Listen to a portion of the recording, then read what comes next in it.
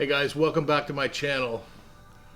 I'm Matt. This is Prime Analog Records, and today I'm going to do I'm going to try to do this contest for Sam St. John. If you haven't checked out his channel, you should. You need to get over there because he's great. He's a great guitarist, a vocalist. I'm not sure if he's writing yet, but I know who he likes, and I like a lot of the people he likes too. But then all of a sudden, he shows something very eclectic, and I have no idea. So I'm still learning from you, Sam. So anyway, today what he wants us to do is show some things that we never show before that that pretty much are outside of the normal realm or wheelhouse, so to speak, of what we usually do. I tend to show jazz and some smooth jazz, but not a whole lot of smooth jazz, much more progressive jazz and things like that. And also I like traditional jazz also. And I also show rock and stuff like that, and just almost no pop at all. And that's why I'm going to show this as pop. And this is Michael Jackson's "This Is It." And I just got this, and actually it's kind of rounds out my Michael Jackson collection, because of course I have Thriller and I have Bad, and I have a greatest hits album back when he was very young. I mean, I'm talking he was probably if I had to guess, he's probably 15, 16 years old. So and that's actually a sealed copy. I have never opened it. I'm waiting for it to gain in value so I can get rid of it. Actually, no, I'm just joking. But anyway, okay, so another one that's outside my realm is I don't show very much rap, if any. And this is a great album. Actually, I toured on this album with Dr. Dre and Eminem and all this kind of stuff. When this album dropped, I was actually on the tour, on stage, photographing them. Dr. Dre was really great. He's a real professional and all that kind of stuff. But Eminem's a totally different story, and Limp Bizkit was there too. So Fred Durst was there, and he was actually debuting a song called "Rolling," and rolling, rolling, rolling, rolling. So anyway, that's another group of things that you'll never see on my channel, or very rarely ever would. Now, I'm not a huge soundtrack guy, but I do like soundtracks, and this is a pretty unusual one. And this is from one of my very favorite movies, "To Live and Die in L.A." And this is a great soundtrack. If you can get a hold of one of these, it's really, really great. You're going to like it because it's very LA. It's very LA at that time. This is like early 90s and late 80s, early 90s, and it's a lot of fun. Another soundtrack that you wouldn't expect to be in my collection, Rocky Horror Picture Show. And actually, this was really big when I was in high school. So it's really nice to have that in my collection, but you'll never see me showing stuff like this. And another one that you'd never see me showing is The Sound of Music, although I love this movie, and I don't care who says what.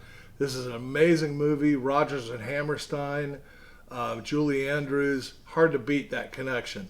And just a great overall, just the music is just amazing, and the movie is amazing, and I just love it. It takes me back to a different time.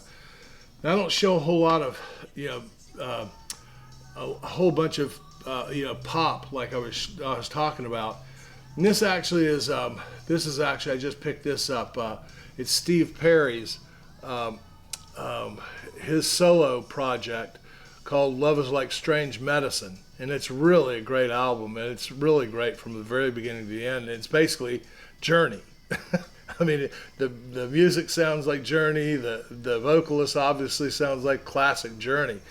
But I finally had to break down because I had to get some of the CDs of things that I cannot get a hold of. And the last one of these was actually a Brazilian press LP of this same album, and it was, what was that? I think it was like $380 is what it sold for, $350 or something. I'm not spending anything close to that. I mean, I like Steve Perry a lot, and I think the group suffered tremendously when he left. I don't care about all the politics and back and forth. I mean, guys do that all the time, and whatever happens, and then all of a sudden they show up on the stage on, MTV Awards night and say they're getting back together. So you got to take it with a grain of salt. All right, so the last few that I'm going to show you, because we were only supposed to do 5 records, but I have to kind of do genres of things that I'm not showing. But this is actually record by my dad. My dad actually is singing in this, and on this album, he's featured on this, and I don't know if you can see that.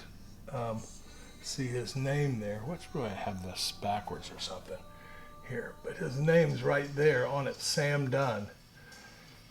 And here's another one, and this has my mom on it, Peggy Heinze. That's her maiden name, and she's singing a duet with my dad.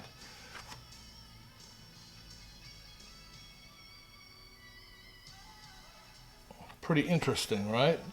I'm not going to see a whole lot of that. This is actually, my mom and dad singing Rigoletto, the opera. And these are acetates.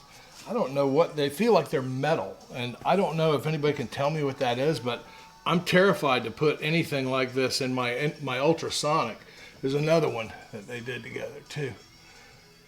But I don't know anything about the recordings. I've heard them. They're very dirty. They're probably 70 years old. Probably 68 years old, something like that. But anyway, you'll not see me showing those on my channel, at least not anytime soon. But if you guys know anything about acetate or what they kind of feel like they're metal. They've got a coldness about like metal, and they're very thick. And they're at 33 1/3. Like I said, I've played them, but at the same time, I don't want to put them in my ultrasonic unless I'm 100% sure that it won't damage them or whatever, because these are the last things I have of my mom and dad, and my dad just passed in October, which it still breaks my heart. But anyway, there's the best I could do for you, Sam. I hope you appreciated seeing the things that I never show. Okay, I'll talk to you soon. All my best.